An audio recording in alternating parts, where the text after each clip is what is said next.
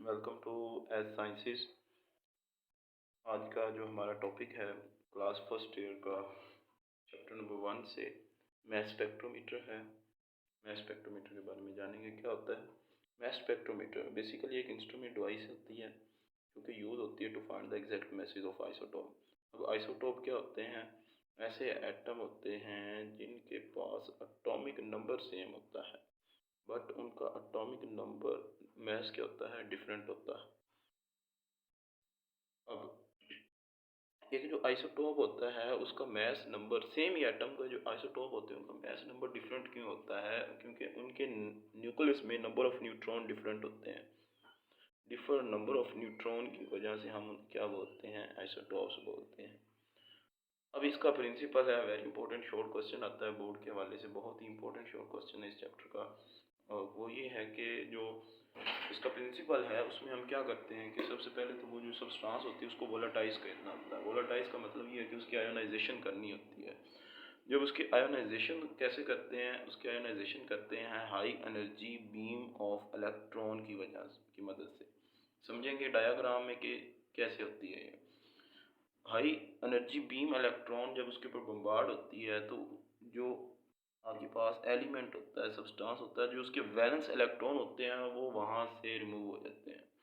और जब valence electron remove होते हैं तो उसके ऊपर आ जाता है पॉजिटिव चार्ज आ जाता है। और दूसरी बात ये कि हम उसे आयोनाइज करवा रहे हैं, यानी कि हम उसको अगर वो सॉलिड में है या लिक्विड में है तो वो कन्वर्ट हो रहा है गैसीज आइंस में। वो गैसीज पॉजिटिव आइन बन जाते हैं जो कि सेपरेट होते हैं on the basis of M/E ratio. M/E ratio क्या है? मैस टू चार्ज रेशो है, जिसको जे थॉमसन ने डिस्कवर किया। अब ये वाली जो मैस टू चार्ज रेशो होती हैं ये रिकॉर्ड होती हैं in the form of peaks. अब ये वाली जो पीक्स बनती हैं ये अल्टरनेटिंग करंट प्रोड्यूस, ये वाला जो M/E है हर आइसोटोप के लिए डिफरेंट होगा। Mass over charge ratio different होगी तो उससे different strength of current produce होगा। हर करंट की जो इंटेंसिटी यहाँ पे प्रोड्यूस होगी वो डिफरेंट होगी हर आइसोटोप के लिए। अगर वो जो आइसोटोप बनेगा वो हमारे पास इस तरह क्या करेगा, पीक्स बनाएगा। अब ये वाली जो पीक्स हैं अगर हम इसको ग्राफिकली देखें, जो उसका स्पेक्ट्रम बनेगा, स्पेक्ट्रम बेसिकली क्या होता है, ग्राफिकल स्टडी होती है किसी भी ऑब्जेक्ट की। तो यहाँ पे जब हम इसकी स्टडी करेंगे bye plotting a graph, graph कैसे प्लॉट करेंगे कि जो आपके पास M/E है इसको आपने एक्स एक्सिस पे रखना है और जो आपके पास रिलेटिव अबंडेंस है, what is relative abundance? Relative abundance ये होती है कि एक सैंपल के अंदर किसी जो एक पर्टिकुलर सब्सटेंस है वो कितनी प्रेजेंट है। हमारे पास जो एक सब्सटेंस है, हम आइसोटोप उसमें फाइंड करना चाहते हैं तो उस सैंपल के अंदर एक सिंगल आइसोटोप कितना प्रेजेंट है। ठीक है, यहाँ पे अगर कार्बन 12 और कार्बन 14 को देखें तो कार्बन 12 जो होता है ये मोस्ट अबंडेंट है। उसकी वजह क्या होती है, ये सैंपल में ज़्यादा प्रेजेंट होता है। अब ये यहाँ पे और जो रिलेटिव अबंडेंस होती है उसको हम वाई एक्सिस पे लेते हैं। ये हमारा वाई एक्सिस होता है और ये हमारा एक्स एक्सिस होता है। हम इस तरह इसके क्या कर लेते हैं, मेजर करते हैं। अब इसकी टाइप्स आती हैं और इसमें डिफरेंस भी पूछता है, what is difference between एस्ट्रॉन and western mess spectrograph. तो इसमें जो एस्ट्रॉन मैस स्पेक्ट्रोमीटर है ये on the basis of atomic message जो है गैस फेज में काम करता ही। जो टेम्पेस्टर मैस स्पेक्ट्रो ये भी एटॉमिक मैसेज की भी आप पे काम करता है लेकिन ये in the form of solid होता है। और ये वाला जो है ये आपके पास एक ओल्ड जो है इंस्ट्रूमेंट है, जबकि ये वाली एक लेटेस्ट टेक्नोलॉजी है जिसमें हम सॉलिड जो होते हैं उसका भी क्या कर सकते हैं, मेजर कर सकते हैं, यानी कि विदाउट आयोनाइजेशन ऑफ सब्सटेंस। तो ये हमारे पास नेक्स्ट हमारे पास इसके आ जाते हैं कंपोनेंट्स आते हैं। आयोनाइजेशन है सबसे पहला इसका कंपोनेंट। दूसरा है आपके पास इलेक्ट्रिक फील्ड, उसके बाद मैग्नेटिक फील्ड और कलेक्टर आता है। आयोनाइजेशन जो है ये बेसिकली एक आयोनाइजिंग चैम्बर में होती है जहाँ पे हम फास्ट मूविंग इलेक्ट्रॉन जो होते हैं उस सब्सटेंस के ऊपर बम्बार्ड करते हैं। इसको भी हम डायग्राम से समझेंगे कि कैसे बम्बार्ड होती है और कैसे वहाँ से जो है आयोनाइजेशन होती है। आयोनाइजेशन में बेसिकली यहाँ पे रिमूवल ऑफ इलेक्ट्रॉन होंगे। अब ये हमारे पास सॉलिड या लिक्विड फॉर्म में हो सकता है। ज़्यादातर जो हम एलिमेंट यूज़ कर रहे होते हैं उसका 80% जो हमारे पास एलिमेंट्स हैं ना वो हैं सॉलिड फॉर्म में है। ठीक है, सॉलिड फॉर्म में क्या है जी, 80% आपके पास एलिमेंट प्रेजेंट है। अब जब इसको आयोनाइज करवाएंगे तो वो वेपर्स बन जाएंगे। अब वेपर्स आपको पता है प्रेशर एग्जर्ट करेंगे। जब वो प्रेशर एग्जर्ट करते हैं तो हमने वो प्रेशर सेट रखना होता है कि इस प्रेशर की रेंज से ना तो प्रेशर कम हो और ना ही ज़्यादा हो। वो कम से कम 10-7 हो सकता है और ज़्यादा से ज़्यादा 10-6 हो सकता है। इसी की रेंज में रखना है आपने प्रेशर। और ये बहुत ही कम प्रेशर है। एक नॉर्मल जो हमारा प्रेशर होता है वो 762 होता है, तो ये आप अंदाज़ा लगा लें इतना कम है प्रेशर है। अब जब ये आयोनाइज़ हो जाते हैं तो उनके ऊपर पॉजिटिव चार्ज आ जाता है। ये वाले जो पॉजिटिव चार्ज हमारे पास एक आयन्स बन रहे हैं या वेपर्स बन रहे हैं हमारे, हमें इन्हें क्या करना होता है, अभी इनको एक्सेलरेट करवाना होता है। एक्सेलरेट का मतलब क्या है कि हमें उन्हें एक जगह से दूसरी जगह मूव करवाना है। तो उसके लिए हम क्या करते हैं, फिर हमारे पास एक ऑप्शन होता है कि हम उस पर इलेक्ट्रिक फील्ड अप्लाई करें। जब इलेक्ट्रिक फील्ड अप्लाई करते हैं तो electric field basically electric field होती क्या है कि जो ऑपोजिट चार्जेस होते हैं वो हम अप्लाई करते हैं। हमें ये पता है कि ऑपोजिट चार्ज जो होते हैं एक दूसरे को अट्रैक्ट कर लेते हैं, तो यहाँ पे हम इलेक्ट्रिक फील्ड अप्लाई करेंगे, और वो वाली जो इलेक्ट्रिक फील्ड होगी वो नेगेटिव चार्ज होगी। Negative charge electric field apply करेंगे जो कि क्या कर लेगा, एक्सेलरेट करेगा किन को, जो हमारे पास गैसियस पॉजिटिव आयंस हैं उन्हें क्या करेगा, ये एक्सेलरेट करवाएगा। जब ये एक्सेलरेट हो जाते हैं, एक्सेलरेट होंगे, तो ये वाला जो हम इलेक्ट्रिक फील्ड अप्लाई करते हैं उसके लिए जो हम प्लेट रखते हैं वो हमारे पास परफोरेटेड प्लेट होती है। परफोरेटेड का मतलब है वो सुराखदार होगी। अब उसको सुराखदार इसलिए बनाया जाता है कि हाई वहाँ से जो गैसियस आयंस आ रहे हैं, पॉजिटिव आयंस जो आ रहे हैं वो उसके परफोरेशन है, जो उसके सुराख है वहाँ से गुजर जाए, पास आउट हो। अब होता तो ये है कि ना, जो पॉजिटिव नेगेटिव अट्रैक्ट कर लेती है, पॉजिटिव नेगेटिव को अट्रैक्ट कर लेती है और वो एक दूसरे से चिपक जाते हैं। लेकिन यहाँ पे ऐसा नहीं होगा, क्यों, उसकी जो स्पीड होगी बहुत ज़्यादा होगी। दे हैव हाई वेलोसिटी, उनके पास उनकी जो वेलोसिटी होगी वो हाई होगी। अब जब ये हमारे पास इनको एक्सेलरेट करवाएंगे तो उसकी एक्सेलरेशन के लिए जो वोल्ट अप्लाई करना पड़ेगा वो होना चाहिए 500 से 2000 वोल्ट। हमें क्या करना पड़ेगा, करंट अप्लाई करना पड़ेगा, इतने वोल्ट्स हमें रिक्वायर होते हैं इसके एक्सेलरेशन के लिए। नेक्स्ट, अब ये वाले जो आपके पास आ गए हैं, इनको फिर नेक्स्ट हम भेज देते हैं आगे मैग्नेटिक फील्ड में। मैग्नेटिक फील्ड बेसिकली क्या होती है, मैग्नेटिक फील्ड क्या करती है, किसी भी ऑब्जेक्ट का जो पाथ होती है उसको डिफ्लेक्ट कर देती है। उसका जो एक लीनियर पाथ होता है उसको सर्कुलर पाथ में कन्वर्ट कर देती है, या दूसरे लफ्ज में आप ये कह सकते हैं कि जो उसके ट्रांसलेशनल मोशन होती है उसको कन्वर्ट कर देती है सर्कुलर मोशन में, रोटेशनल मोशन में। अब हर जो आइसोटोप होगा वो यहाँ पे आके क्या हो जाएगा, सेपरेट हो जाएगा।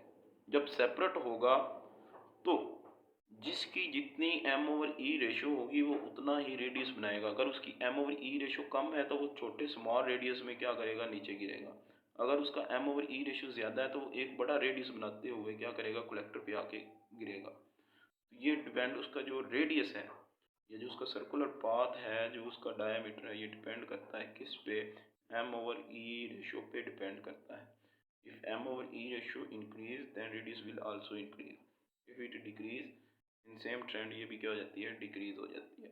अब अगर एम ओवर ई जो है ये जो हम ये जो टोटल अगर हम लें, इसका एक रिलेशन निकालें, वो हमारे पास आता है H square R square over 2 E. What is H, तो एच हमारे पास जो है ये स्ट्रेंथ ऑफ मैग्नेटिक फील्ड है, आर हमारे पास रेडियस है। रेडियस किसका, ये जो एक आपके पास पर्टिकुलर आइसोटोप अपना एक रेडियस बना रहा है उसे हम बोल रहे हैं। और हमारे पास जो ई है ये हमारे पास स्ट्रेंथ ऑफ इलेक्ट्रिक फील्ड होती है, जिसकी हमने रेंज बता दी है कि 5000 से टू 500 से 2000 वोल्ट हमने अप्लाई करना है। ये हमारे पास इसकी रेंज होती है। तो नेक्स्ट हमारे पास इसके आ जाता है कलेक्टर, जिसे हम इलेक्ट्रोमीटर भी बोलते हैं। इलेक्ट्रोमीटर जो है बेसिकली इसको हम आयन कलेक्टर भी बोलते हैं, और ये प्रोड्यूस करता है इलेक्ट्रिक करंट को। क्यों, इलेक्ट्रोमीटर आप ऐसा भी कह सकते हैं, ये क्या करता है, मेजर करता है करंट को। अब ये जो वाला जो करंट है ये क्या है, ये बेसिकली हमारे पास आइसोटोप का एम ओवर ई चार्ज है। जितनी उसकी रिलेटिव अबंडेंस या उनका मैस ओवर चार्ज है उतना ज़्यादा वो करंट प्रोड्यूस करेगा। जितना ज़्यादा एम ओवर ई होगा उतना ज़्यादा करंट प्रोड्यूस होगा, और जितना ज़्यादा करंट प्रोड्यूस होगा उतनी ज़्यादा जो है वो पीक प्रोड्यूस होगी। तो स्ट्रेंथ ऑफ, आप कह सकते हैं स्ट्रेंथ ऑफ इलेक्ट्रिक करंट जो है वो डायरेक्टली प्रोपोर्शनल होती है relative abundance of isotope के present in a particular sample। तो अब ये एक ग्राफ ड्रा किया है नियॉन के लिए। अब बेसिकली हम मैस स्पेक्ट्रोमीटर से क्या कर सकते हैं, डिफरेंशिएट कर सकते हैं बिटवीन द डिफरेंट आइसोटोप्स। तो देखें नियॉन के लिए एक उसका 20, 21 और 22 है। अब जो 20 वाला है वो 90.92% है। उसकी वजह क्या है कि इसके जो रिलेटिव अबंडेंस है वो ज़्यादा है, और रिलेटिव अबंडेंस इसकी ज़्यादा होने की वजह से ये क्या करता है, ज़्यादा पाया जाता है। जबकि जो 21 वाला है वो क्या है जी, कम है, 0.25 है। देखें अब उसका एटॉमिक मास बड़ा है, ये कम हो गया है। इसी तरह ये आपके पास आ रहा है, तो ये हमारे पास आ जाता है। अब नेक्स्ट हम इसकी जो है वो डायाग्राम समझते हैं कि डायाग्राम में हम क्या देखेंगे, डायाग्राम की मदद से समझेंगे कि ये वर्क कैसे करता है। वर्किंग प्रोसेस में सबसे पहले हम देखेंगे कि ये हमारे पास एक जो होता है इनलेट पॉइंट होता है, जहाँ से हम कोई भी सब्सटेंस होते हैं उसको इनलेट करते हैं और यहाँ पे उसके वेपर्स बनाए जाते हैं। ये ऊपर से आपके पास एक नेगेटिव ग्रिड है, ठीक है, जिसके ऊपर नेगेटिव चार्ज है। यहाँ से हाई बीम इलेक्ट्रॉन निकलेगा और ये ज़्यादातर हमारे पास टंगस्टन फिलामेंट होती है। जैसे वो हमारे पास 100 वोल्ट वाला जो बल्ब होता है उसके अंदर एक वो बारीक सा स्प्रिंग लगा होता है जिसे हम टंगस्टन फिलामेंट बोलते हैं। वो यहाँ से हाई एनर्जी इलेक्ट्रॉन प्रोड्यूस करता है जो कि इस सब्सटेंस पे आके गिरते हैं, और ये आपके पास एनोड है। जब इसके ऊपर गिरेंगे तो ये आयोनाइज हो जाएगा। आयोनाइज ये वाले जो गैसेस वेपर्स बन रहे हैं, ये आगे हमारे पास जो है ये हमारे पास परफोरेटेड एक्सेलरेटर है। ये हमने इसको नेगेटिव चार्ज दिया होता है, परफोरेटेड नेगेटिव, इसको हमने क्या दिया, नेगेटिव चार्ज दिया होता है। ये वाले जो नेगेटिव चार्ज के साथ जब इनको फिर आगे गुजारता है, अब देखें यहाँ पे ये वाली जो एक यहाँ से निकल रहे हैं पॉजिटिव आयंस चार्ज जो निकल रहे हैं वो आपके पास बिखरी हुई हालत में है। तो हमें इनका एक सिंगल पॉइंट चाहिए, एक सिंगल बीम हो। सिंगल बीम के लिए हम क्या करते हैं, एक स्लिट अप्लाई कर देते हैं, एक ऐसी प्लेट्स अप्लाई करते हैं जो कि जिनमें एक स्लिट होता है। तो वो बाकी ये क्या करेंगे, यहाँ पे सबको रोक लेंगी और यहाँ से सिर्फ वही बीम आगे निकलेगी जो इस पर सुराख पे आएगी। जब इस सुराख पे आएगी तो ये एक सिंगल बीम की फॉर्म में निकलेगी, और इसी तरह ये आगे जाके मज़ीद, ये सेकंड इसलिए लगाई होती है ताकि उसमें मज़ीद जो है वो ना हो, मज़ीद उसके अंदर जो सप्रेशन ना हो। तो ये एक सिंगल बीम की फॉर्म में आगे जाता है। तो यहाँ पे हमारे पास सेक्शन आ जाता है मैग्नेटिक फील्ड का। मैग्नेटिक फील्ड जो है बेसिकली यहाँ पे इसको सर्कुलर पाथ में क्या करती है, बेंड करवाती है, मूव करती है। जब सर्कुलर पाथ में बेंड करती है तो ये इसके डिफरेंट पाथ अपने ये देखें, अब ये एक सिंगल जो बीम थी वो डिफरेंट बीम्स में क्या हो गई है, चेंज हो गई है, और ये आगे नेक्स्ट आके कलेक्टर पे गिरते हैं। क्या होता है कि हमने उसके वेपर्स बनाए। वेपर्स कहाँ पे होते हैं, आयोनाइजेशन चैम्बर इसे बोलते हैं। आयोनाइजेशन चैम्बर से इलेक्ट्रिक फील्ड से उसे हम सिंगल बीम में कन्वर्ट करते हैं। सिंगल बीम होती हुई कहाँ पे जाती है, मैग्नेटिक फील्ड में। मैग्नेटिक फील्ड उसको सर्कुलर पाथ में एक्सेलरेट करता है।